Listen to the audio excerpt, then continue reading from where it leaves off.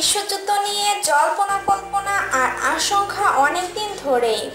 অনেক জ্যোতিষী এই নিয়ে অসংখ্যবার ভবিষ্যদ্বাণী করেছেন। এই তালিকায় সর্বশেষ এবার যুক্ত হলেন চীনা ধনকুবের ও ই-কমার্স ব্যবসায়ী জ্যাক মা। আমাদের পৃথিবী ধ্বংস হয়ে যেতে পারে কিনা এমন প্রশ্নের জবাবে আলিবাবার এই চেয়ারম্যান জানান, প্রযুক্তির উন্নয়নই পৃথিবীর শেষ ডেকে আনবে। প্রযুক্তির চাপে চাকরির বাজারে নেমে আসবে তীব্র মন্দা, ফলে শুরু হবে তৃতীয় বিশ্বযুদ্ধ, আর তখনই হবে পৃথিবীর অন্তিম লগ্ন। মার্কিন গণমাধ্যম সিএনবিসিকে দেওয়া এক সাক্ষাৎকারে জ্যাক মা বলেন, ভবিষ্যতে আর্টিফিশিয়াল ইন্টেলিজেন্স বা কৃত্রিম বুদ্ধিমত্তা ও রোবটের জন্য চাকরি হারাতে পারে বহু মানুষ। তাই বিশ্ব নেতাদের উচিত এখনই মানুষকে সে বিষয়ে সচেতন করা এবং তাদের দুঃখ ভাগ করে নেয়া। প্রযুক্তির জোয়ারে প্রথম বিশ্বযুদ্ধ ডেকে এনেছিল, দ্বিতীয়বার প্রযুক্তির বিপ্লব ডেকে এনেছিল দ্বিতীয় বিশ্বযুদ্ধ।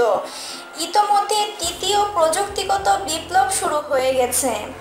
তিনি জানান, কৃত্রিম বুদ্ধিমত্তা এমন এক বিষয় যা নিয়ে তিনি বিশ্বজুড়ে ছুটে বেড়াচ্ছেন। স্থানীয় প্রশাসন রাষ্ট্রনেতাদের সঙ্গে বৈঠক করেছেন। শুনতে অনেকটা সিনেমার মতো মনে হলেও এই কৃত্রিম বুদ্ধিমত্তা মানুষের জন্য বিপদ ডেকে আনতে পারে বলেও আশঙ্কা প্রকাশ করেছে জ্যাক মা সহ অন্য শিল্পপতি ও গবেষকরা। চীনা এই ধনকুবের আরও বলেন, আমরা যদি এখনই সতর্ক না হই তাহলে সমস্যা হতে পারে। অবশ্যই কৃত্রিম বুদ্ধিমত্তাকে সাফল্যের সঙ্গে ব্যবহার করতে পারলে মানুষের প্রচুর সময় বাঁচবে বলেও মনে করেন তিনি। একই সঙ্গে ভবিষ্যতে মানুষ আরও কম সময়ে প্রয়োজনীয় কাজ শেষ করে ফেলতে পারবে।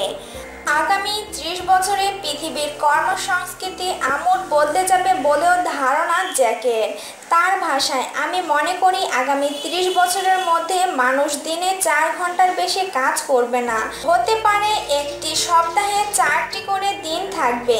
নিজের বক্তব্যের সমর্থনে যথেষ্ট যুক্তিও দেখিয়েছেন তিনি। বলেন, দেখুন, আমার দাদু প্রতিদিন 16 ঘন্টা করে কাজ করতেন ও ব্যস্ত থাকতেন। সেখানে আমরা দিনে 8 ঘন্টা করে কাজ করি, তাও সপ্তাহে 5 দিন। এতেই ভাবি আমরা বড্ড ব্যস্ত।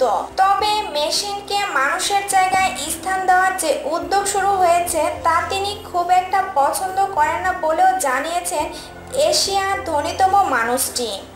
এর আগে এপ্রিল মাসেও তিনি আশঙ্কা প্রকাশ করেছিলেন, ইন্টারনেটের জন্য বিশ্ব অর্থনীতিতে বড়সড় বিপদ ঘনিয়ে আসতে পারে।